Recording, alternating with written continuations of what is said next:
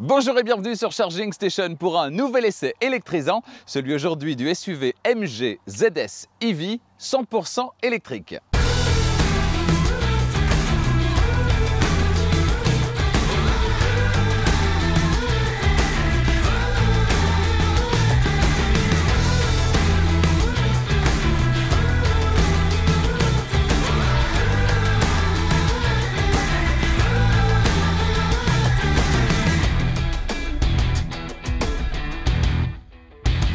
Quand on évoque la marque MG, constructeur de voitures né en 1924 au Royaume-Uni, on pense immédiatement à un petit coupé de place au charme so British. Sauf qu'aujourd'hui, MG n'a plus de British que le nom, celui de Morris Garage, un concessionnaire de voitures basé à Oxford, en Angleterre. Mais tout ça, c'était avant. Aujourd'hui, MG appartient à SAIC pour Shanghai Automotive Industry Corporation, l'un des plus importants constructeurs automobiles chinois, et donc de retour chez nous avec un SUV 100% électrique abordable et dit-on plein de qualité. C'est ce que nous allons vérifier dans cet essai. Ce SUV MG ZS, il a été présenté pour la première fois en 2016. C'était en Chine, évidemment. Il y est commercialisé dans deux variantes à moteur thermique depuis 2017. Et en 2018, la marque a présenté une version 100% électrique, le ZS EV ou EV, prononcé comme vous voulez. C'est cette version qui débarque actuellement chez nous en Europe. Alors, le style extérieurement, il est plutôt passe-partout. On ne peut pas dire que ce soit un canon de beauté. On ne peut pas dire non plus que la voiture soit pas belle. Donc, c'est ni moche ni beau. C'est entre les deux. C'est vraiment passe-partout. Donc si pour vous le style a peu d'importance, c'est que ce qui compte c'est avant tout une voiture fiable, qui est performante, qui va voilà, vous faire des économies, notamment en matière de prix d'achat et aussi de consommation, et bien cette voiture elle est faite pour vous, on va la détailler dans un instant. Si par contre pour vous le style est primordial, vous voulez un truc hyper bien léché, bon clairement il est peu probable que vous alliez tomber sous le charme de ce MG ZS. Alors au niveau des détails, je vous propose un petit jeu à présent. On va démarrer maintenant un tour de la voiture à 360 degrés. À vous de repérer la prise de recharge. Je vous préviens, c'est pas facile. Elle est plutôt discrète. Je pense que d'ailleurs sur cette voiture, c'est la prise de recharge la plus discrète qu'on peut rencontrer sur le marché automobile actuel. Alors, vous avez trouvé la réponse dans quelques minutes. Au niveau des dimensions, la voiture mesure 4,31 m de long, 1,81 m de large et 1,64 m de haut. Au niveau du poids, ce MG ZS EV pèse 1500 kg, ce qui est plutôt raisonnable dans la moyenne actuelle des SUV compacts 100% électriques. On est plutôt aux alentours de 1800 kg, donc 1500 kg c'est plutôt raisonnable et ça va être tout bon pour la consommation et donc pour l'autonomie.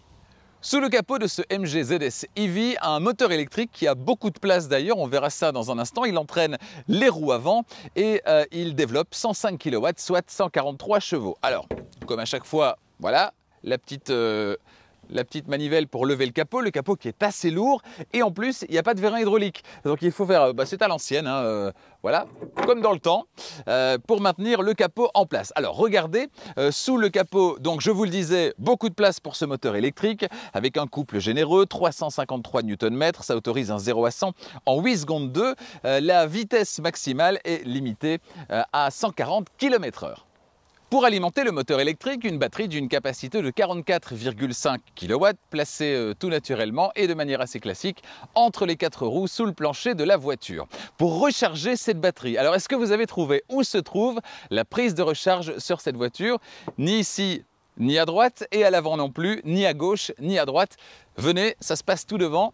Dans la calandre de la voiture, c'est, je le disais, la prise de recharge probablement la mieux cachée parce que même là, voilà, on distingue à peine en fait cette sorte d'ovale qui va pouvoir se déployer. Alors malheureusement, cet ovale, il ne se déploie pas vers le bas, ce qui quand on est debout ou même accroupi aurait permis de mieux voir la prise. Il se déploie vers le haut et là, étant accroupi devant la voiture, je ne vois toujours pas la prise. Je dois vraiment me pencher pour voir la prise en dessous. Alors on a tout d'abord un connecteur ici de type 2. Pour la recharge sur le courant alternatif, donc AC. On aurait préféré évidemment un chargeur 11 kW embarqué en courant alternatif qui aurait permis une recharge beaucoup plus rapide. Et pour le courant continu, DC, on a la prise traditionnelle combo CCS qui va permettre avec son chargeur courant continu une recharge évidemment plus rapide. Alors justement, au niveau des temps de recharge, comptez plus de 22 heures sur une prise domestique et aux alentours de 7h30 sur un chargeur 7,4 kW monophasé. Sur un chargeur rapide DC, comptez une trentaine de minutes pour une recharge à 80% et 45 minutes environ sur un chargeur 50 kW. Avant de vous faire découvrir l'intérieur de ce MG ZS EV, un point très important pour les familles, c'est la capacité du coffre. Coffre qui s'ouvre comme ceci. Et on découvre, et c'est une bonne surprise, un coffre assez spacieux pour la catégorie, 448 litres. On a un volume de chargement qui est bien utilisable avec des parois qui sont relativement droites. Et puis alors on a ici de chaque côté, à gauche et à droite, des espaces qui sont retenus avec des petits filets. On a un plancher du coffre qui est assez profond. Et si vous le voulez davantage à la hauteur du seuil de chargement, eh bien c'est possible. Regardez, on lève la plaque. Qu'est-ce qu'on voit en dessous? On a un espace notamment pour placer le câble de recharge. Il y a également le compresseur pour gonfler les pneus. Donc ça, c'est vraiment tout en bas. Et puis alors, on peut relever donc ce plancher du coffre. Et à ce moment-là, on a un plancher qui est presque à la hauteur du seuil du coffre. Bref, un coffre très utilisable, très vaste, très pratique à bord de ce MG ZS EV. Avant de prendre place au volant, de vous faire découvrir le tableau de bord et l'intérieur de ce MG ZS EV, direction les places arrière. Ça aussi c'est important si vous avez des enfants, des adolescents à installer à l'arrière. Est-on bien installé? Quel est l'espace disponible à bord de ce SUV 100% électrique? Alors je mesure 1,90 m, je m'installe donc à l'arrière, le siège avant est réglé comme pour moi. Première impression, c'est comme à l'avant, on y reviendra dans un instant. Le siège arrière, il est très confortable, la banquette est confortable. Au niveau de la place disponible, vous le voyez, 1,90 m devant et derrière, ça passe. Il n'y a pas un espace gigantesque, mais ça passe. Au niveau de la garde au toit, pas de problème non plus. Les appuis-têtes à l'arrière sont réglables. Là, il faudrait que je puisse les relever, c'est le cas également. Donc, plutôt une bonne surprise, on est bien installé à l'arrière de ce MG ZS EV. Au niveau de l'équipement disponible, on a les vitres qui sont électriques, comme à l'avant. Donc le pied d'interrupteur qui se trouve ici sur la portière. Et puis alors on a au niveau de l'arrière de la console centrale cette prise USB qui est protégée par un petit cache en caoutchouc qui ne va pas faire long feu à mon avis, parce que déjà pour le retirer c'est pas évident, il faut y aller avec l'ongle. Voilà, je comprends pas bien l'intérêt de ce petit cache qui à mon avis va très vite disparaître. Alors une prise USB, idéalement on en aurait voulu deux, mais c'est déjà pas mal. Soyez les bienvenus à bord de ce MG ZS EV et je dois vous dire que la première fois que je suis monté à bord, j'ai été très agréablement surpris. Je ne m'attendais pas à avoir finalement un intérieur aussi cohérent, agréable, accueillant. C'est pas l'intérieur le plus moderne, on est loin d'avoir un intérieur full écran numérique, etc. Mais on a quelque chose de bien construit, de cohérent, d'accrocheur au niveau de l'œil. Et voilà, je dirais que l'intérieur finalement est plus valorisant que ne peut l'être l'extérieur, par exemple dans cette voiture. C'est pas un intérieur qui va déclencher un coup de cœur, hein, mais on est dans quelque chose de bien construit dans lequel on se sent bien. On a du plastique moussé, notamment au niveau des portières, au niveau des accoudoirs. On a du plastique moussé ici en partie supérieure de la planche de bord, également à gauche et à droite ici de la console centrale, là où on va venir déposer son genou en conduisant. Donc c'est plutôt agréable. Et puis on a ces aérateurs de type turbine à gauche et à droite. Les aérateurs ici au centre qui sont entourés par ce petit joint chromé, cette petite barre ici également métallisée. Franchement, c'est plutôt joli, même le volant ici, il est plutôt agréable à regarder, agréable à utiliser. Alors, tous les matériaux ne sont pas premium, hein, bien sûr, mais on a quand même quelque chose qui est plutôt chouette, plutôt sympa. En tout cas, moi, personnellement, je m'attendais pas à avoir quelque chose d'aussi agréable, finalement, au premier regard, comme ça, en rentrant dans la voiture. Allez, je vous propose de détailler à présent l'intérieur de ce MG ZS EV au niveau du tableau de bord. Alors, à gauche, sur la portière, on a ces poignées de porte métalliques qui sont franchement très valorisante. Je trouve ça plutôt agréable à regarder avec les commandes ici de verrouillage centralisé. On a sur l'accoudoir les vitres électriques à l'avant et à l'arrière, possibilité de verrouiller la commande de vitres électriques à l'arrière pour éviter que les enfants n'y touchent évidemment. Les rétroviseurs électriques à gauche et à droite avec cette petite molette ici, donc gauche, droite, réglage électrique évidemment. Et puis si vous basculez l'interrupteur vers le bas, voilà, les rétroviseurs se rabattent pour passer au car wash. Par exemple, nouvelle pression et les rétroviseurs se déploient. Juste à côté, le réglage de la hauteur des phares. On a les aérateurs de type turbine à gauche, à droite et les aérateurs classiques en partie centrale. Au niveau du volant, on a ce volant donc 3 branches qui est plutôt sympa, plutôt valorisant. On a le klaxon en partie centrale et puis à gauche, on se retrouve avec le volume plus, volume moins, les tracks précédents et suivants et puis le petit bouton mute. On a également la possibilité de décrocher, raccrocher le téléphone et puis la source, choisir la source également, c'est possible via ce petit bouton. Donc ça, c'est pour la partie de gauche. Pour la partie de droite, on a ces 4 flèches sur lesquelles je reviens dans un instant. Commande vocale ici en dessous. On a le petit bouton option que vous assignerez à ce que vous voulez. Ça, c'est vous qui choisissez. Pour revenir à ces 4 flèches, elles vont commander en fait ce qu'on va retrouver derrière le volant sur l'écran, à savoir ce petit écran entre les 2 compteurs sur lesquels vous allez pouvoir naviguer de manière horizontale et verticale. Donc horizontale, vous allez passer du menu voiture au menu roue crantée, au menu régulateur de vitesse, etc. Donc au menu aide à la conduite et puis les petites informations. Les informations, vous allez retrouver là par exemple une petite info qui va s'afficher quand la batterie sera presque plate. Donc ça c'est la navigation horizontale avec les 4 petits menus qu'on va retrouver au-dessus. Et puis on a une navigation verticale également. Quand on est sur un menu, on peut descendre dans ce menu. Voilà, speed warning, ESC off ou encore next service. Ce qui est amusant d'ailleurs, c'est qu'on a l'impression que cet écran ne communique pas avec l'écran central, l'écran d'infodivertissement qui est en français, alors que celui-là n'est pas en français, il est en anglais. J'ai pas trouvé le moyen de le passer en français. C'est un petit peu dommage, mais bon, c'est pas bien grave au quotidien. Donc navigation horizontale et navigation verticale dans ces menus. À gauche, on a la vitesse. À droite, on a l'indicateur de puissance, puissance qu'on va consommer et puissance qu'on va récupérer en mode charge quand on va soulager l'accélérateur et qu'on va freiner. Pour revenir sur le compteur de vitesse, c'est là qu'on voit que la voiture n'est pas encore tout à fait prévue pour le marché européen. On n'a par exemple pas le 50 qui s'affiche. On a beaucoup de régulation de vitesse à 50 km/h en ville chez nous. On n'a pas le 50 qui s'affiche, on passe de 40 à 60. Et donc c'est difficile avec un petit coup d'œil de savoir si on est bien à 50 km/h ou si on est un petit peu au-dessus, un petit peu en dessous. On a par exemple pour le marché français, on n'a pas le 130 qui s'affiche, on a un petit 120 et on a le 140 qui s'affiche en grand. Donc voilà, c'est pas tout à fait adapté pour le marché européen, mais voilà, c'est des petits détails et à mon avis, ça va changer avec le temps. On a l'indicateur de batterie également en bas à droite, indicateur de batterie qui n'est pas malheureusement l'indicateur avec un pourcentage, mais avec des petites barrettes. C'est un petit peu moins précis, c'est un petit peu dommage, mais voilà, il est bien là, bien visible du côté droit avec l'indicateur de puissance. Derrière le volant, évidemment, des 2 commodos principaux, on a tout ce qui est clignotant et les feux, les phares du côté gauche, et on a du côté droit tout ce qui est les essuie-glaces à l'avant et l'essuie-glace sur la vitre arrière également. Et puis alors bien caché derrière le volant en partie inférieure à gauche, on a le bouton, le commodo qui va permettre d'activer le régulateur de vitesse adaptatif qui fonctionne d'ailleurs très très bien, on y reviendra dans un instant sur la route.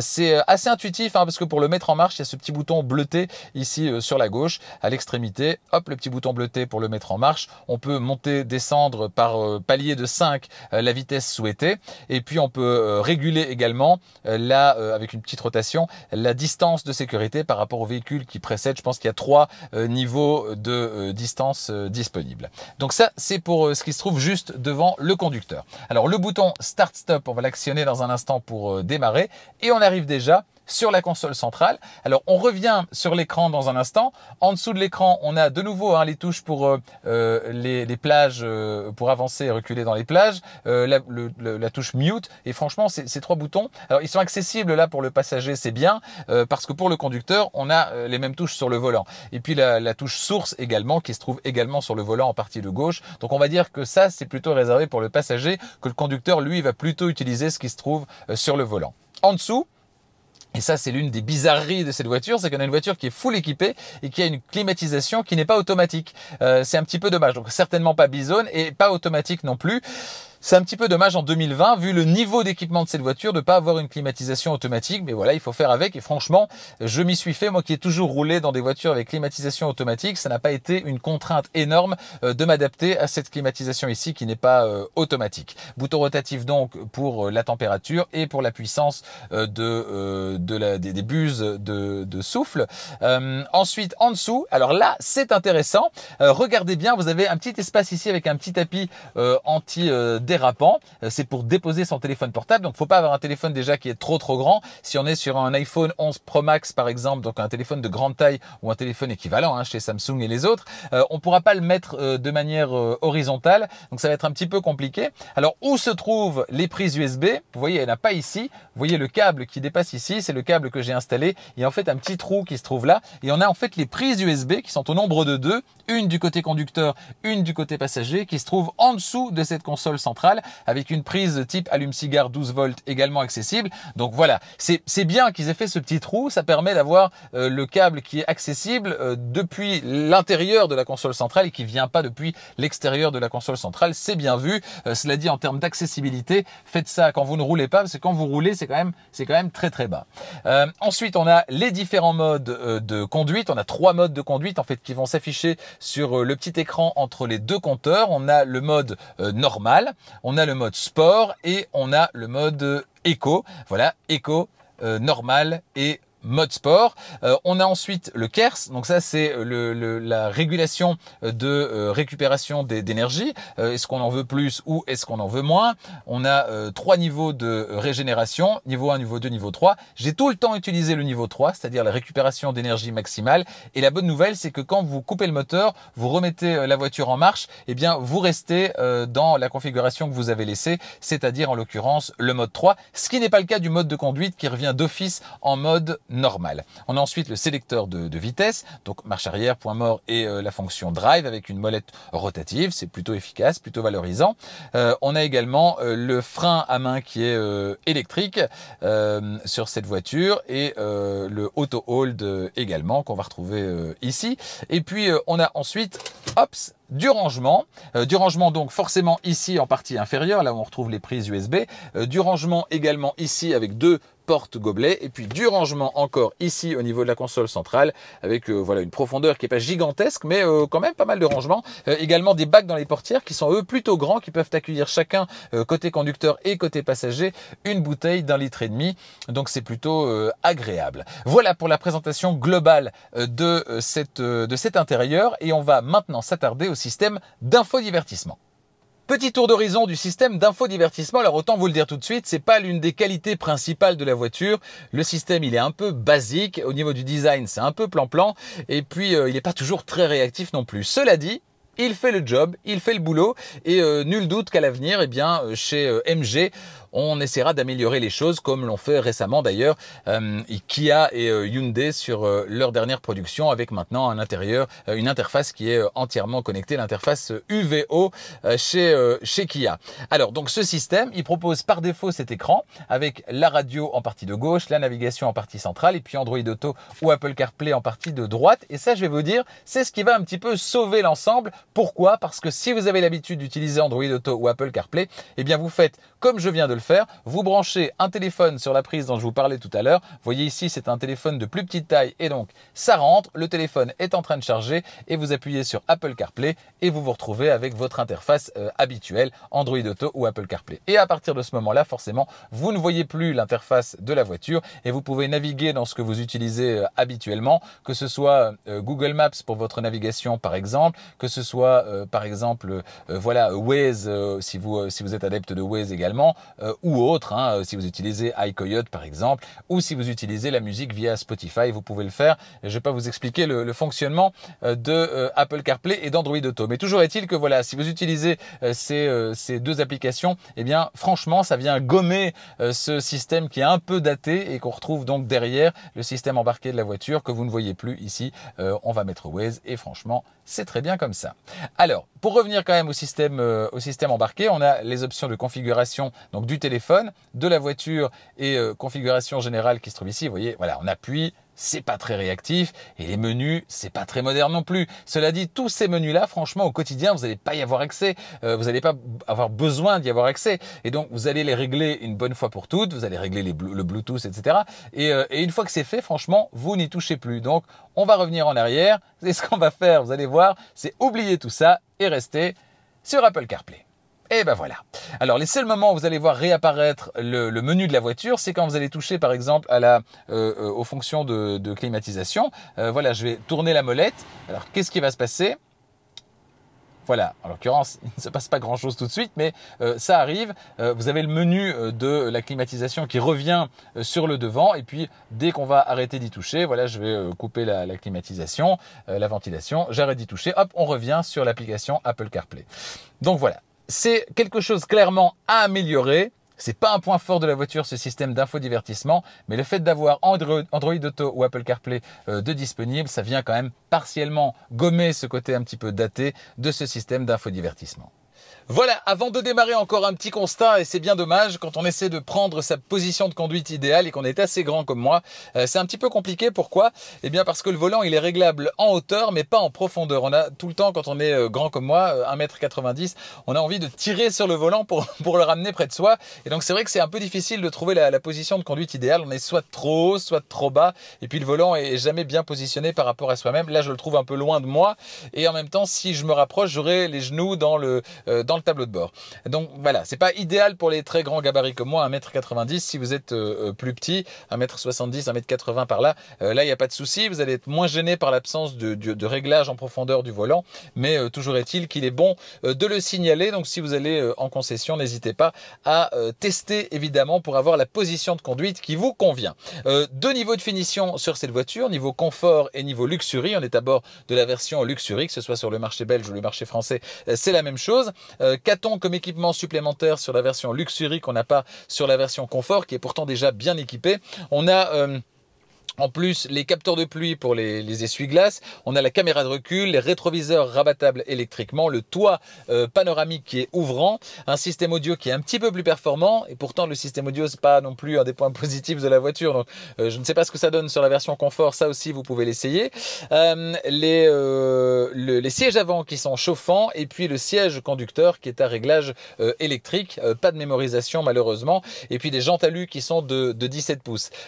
Petit clin d'œil d'ailleurs par rapport aux jantes alu, j'en ai pas parlé tout à l'heure à l'extérieur, mais c'est vrai que c'est 16 pouces sur la version confort, 17 pouces sur la version luxury, et personnellement je trouve encore qu'avec des 17 pouces, ça remplit pas assez les passages de roues. Je propose de regarder ce petit plan, cette vue latérale de la voiture. Alors qu'est-ce que vous en pensez? Moi je trouve que les jantes, elles ont l'air toutes petites, les roues ont l'air toutes petites par rapport à l'espace disponible et par rapport à la taille de la voiture. Voilà, dites-moi ce que vous en pensez dans les commentaires par exemple.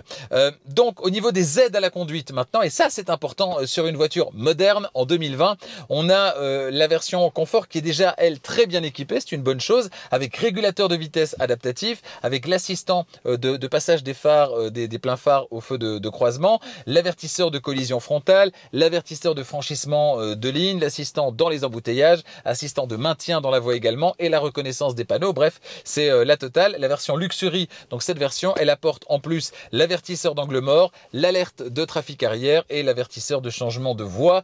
Donc voilà, c'est plutôt la bonne surprise. Au niveau de l'aide à la conduite, en tout cas, on a quelque chose déjà de très très complet en version confort, encore davantage en version luxury. Et personnellement, vous verrez la différence de prix tout à l'heure, elle n'est pas énorme. Personnellement, je pencherai quand même vers la version luxury compte tenu de la différence de prix et vu l'équipement que je viens de vous citer, ne fût-ce que pour ce grand toit panoramique, que vous ayez envie de l'ouvrir ou pas, mais ça apporte énormément de lumière dans la voiture. Donc moi, j'opterai d'emblée pour la version luxury. Voilà, ceinture bouclée, c'est parti. On appuie sur le bouton Start-Stop pour réveiller la voiture. Voilà qui est fait. Le sélecteur de vitesse en mode D. La voiture est prête. On est parti.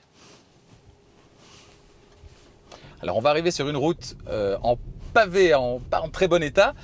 Au niveau des suspensions, franchement, elles font bien leur travail. Alors ça bouge sans doute un petit peu au niveau de l'écran et je m'en excuse d'ailleurs, mais les suspensions ici font plutôt bien leur travail. Ça c'est plutôt une bonne surprise d'ailleurs à bord de ce MG ZS EV. Et c'est d'ailleurs l'ensemble qui est assez cohérent au niveau du confort. On a des suspensions qui sont assez performantes, on a des sièges qui maintiennent bien, même si le maintien latéral pourrait être un petit peu plus performant. Le maintien latéral est pas génial, cela dit, au niveau du confort d'assise, là c'est plutôt efficace.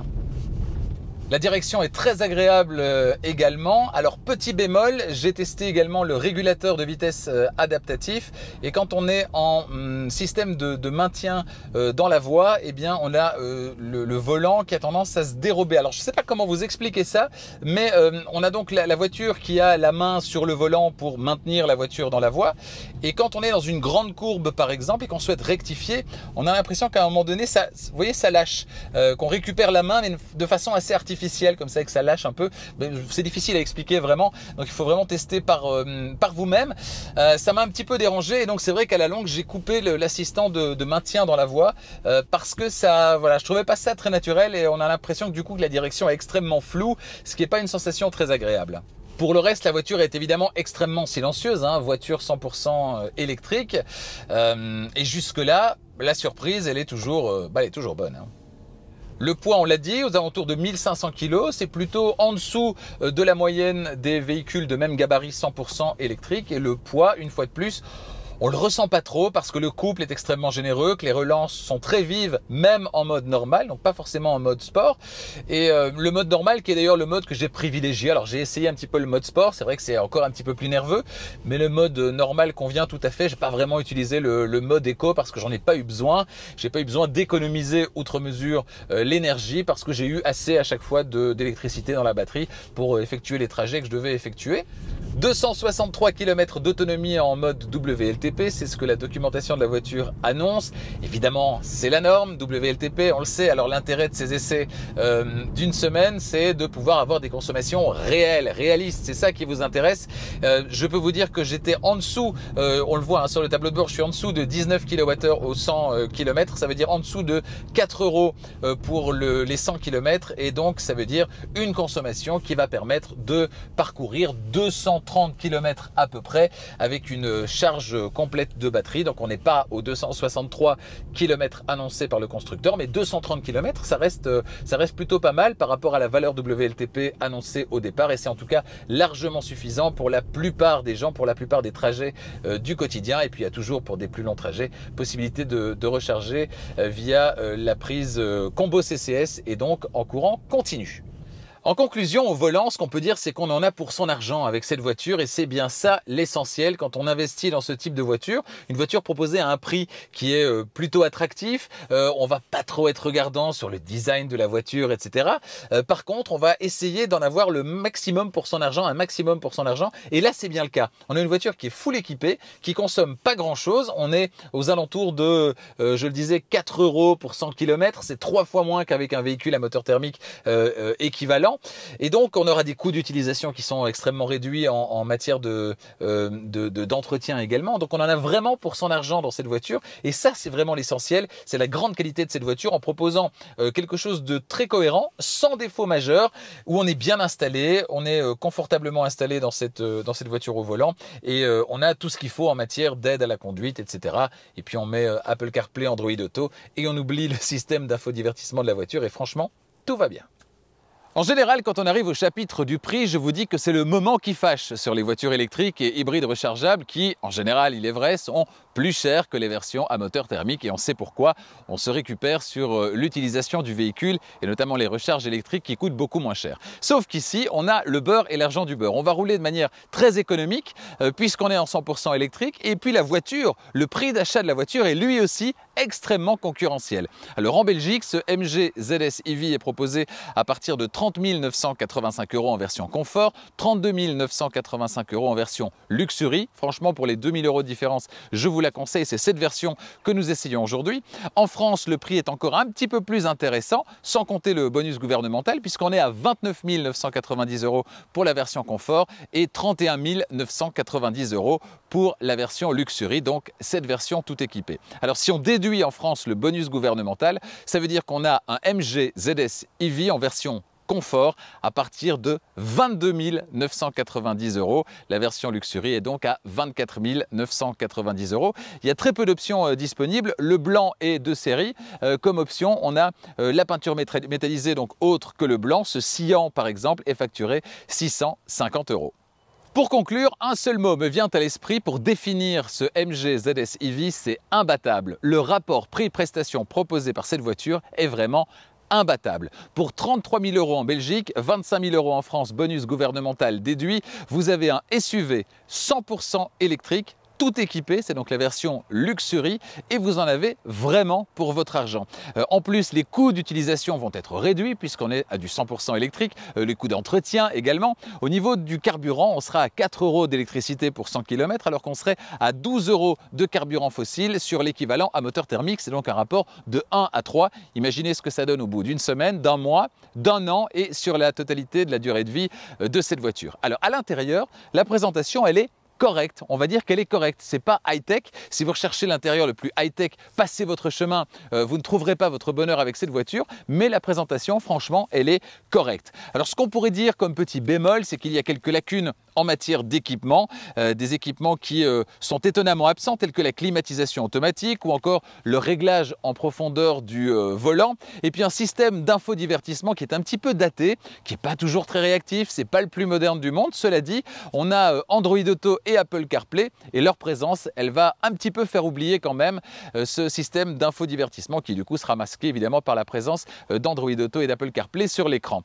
Moi, ce MG ZS EV, il me fait penser au Kia et au Hyundai quand ces deux marques coréennes sont arrivées sur le vieux continent. C'était il y a une vingtaine d'années. Des marques qui sont arrivées en proposant des produits qui n'étaient pas tout à fait adaptés, qui étaient des produits au niveau du prix qui étaient relativement bon marché, comme l'est ce MG ZS EV dans le monde actuel des véhicules électriques. Et puis petit à petit, ces marques, elles ont su s'imposer, se construire une image en proposant des voitures bien construites, bien finies, cohérentes et surtout en collant au goût des Européens, ce que petit à petit MG va sans doute faire avec ses futures voitures, en proposant par exemple un réglage en profondeur du volant, en proposant un système d'infodivertissement plus moderne, etc., etc. Et donc petit à petit, le MG d'aujourd'hui pourrait bien être effectivement ce qu'était Kia et Hyundai il y a 20 ans, et on souhaite à MG dans 20 ans la même position enviable que celle de Kia et de Hyundai aujourd'hui sur le marché européen.